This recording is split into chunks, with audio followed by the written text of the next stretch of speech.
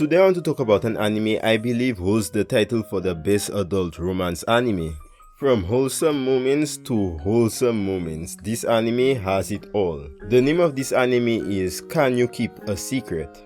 Basically, this anime is about two co-workers that are in a relationship but they have to keep it a secret. To hide their relationship, they pretend to hate each other at work. That way, their co-workers won't suspect a thing. Now, it isn't against the rules to date one of your co-workers, it's just that they don't want people to gossip about them. Now, you may ask why I say that this anime is the best adult romance anime out at the moment. Well, let me tell you why. 1. They are already in a relationship. Now, most romance animes, the couple get together at the end of the series. But when it comes to this anime, they are already together, which is something I really like. Number 2, the relationships. We have the main couple, the side couple. Well, not the side couple like that, but you know, like the side character couple, that's what I mean. And then there's the married couple that showed up for like one episode. Now when it comes to the main couple, Yui and Masugu, in my opinion, they have a really healthy relationship. When one person in the relationship is down or stressed out, the other is there to support them. They celebrate each other's achievements. They have their arguments like most relationships, but they try to resolve it as quickly as possible. Oh yeah, and the main couple really love each other. They really do. When I say that they support each other, this is what I mean. There was a time at work when Yui's product didn't sell and she was pretty frustrated. And Masugo was there to comfort her and let her know that these things are normal in the business world. When Masugo was stressed out because of his exams, she was there to help motivate him. When Yui's product finally did well, he was there to celebrate with her. The same thing happened when he passed his exams. She was there to celebrate with him. There are other things like spending time together, learning what each other likes. There was this time Masugo was walking past a donut shop and the donuts looked like something Yui would like, and he bought them for her. Like when Yui learned that Masugo was a big fan of baseball. But like every couple, they have their problems. Like when Yui felt like she was falling behind as a girlfriend because the girls at her workplace that were talking about her boyfriend were cute, and to her she was a mess because of work. So to combat this issue, Yui decided to seduce Masugo. But that didn't work because Yui looked stressed and Masugo could tell that something was bothering her. So he asked her what was going on and she told him everything. And in the end, he told her that she didn't have to worry about anything because he only has eyes for her. And they live happily ever after. The end. There was another time when they had an argument about their vacation plans, but they resolved it really quickly. Well, that's enough for the main couple. Let's move on to the second couple. In the first half of the anime, it focused on the two main characters, Masugo and Yui. But in the second half, the focus shifts from the main characters to two side characters, Some and Hayakawa. Not only are their job positions different at their workplace, there is also an age gap between them. Hayakawa is 8 years older than Some. But that didn't stop him from shooting his shot, even though she was the one to ask him out. But we'll get to that. I feel like when it comes to Some, he's not much of an extrovert, he's more of an introvert. And when it comes to Hayakawa, she's a mixture of both.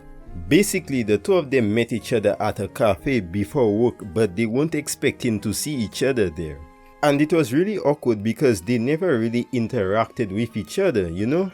At the end of their breakfast, Some told her that he enjoyed their small chat because before that he thought she was just a drunk.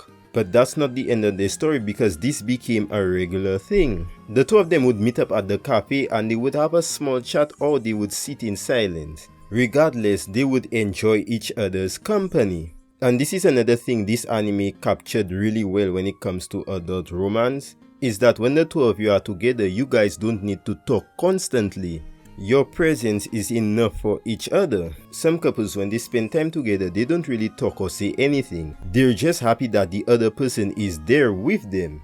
But anyways, back to the anime. While on their breakfast date, the two of them bonded over a shared hobby, which was listening to music.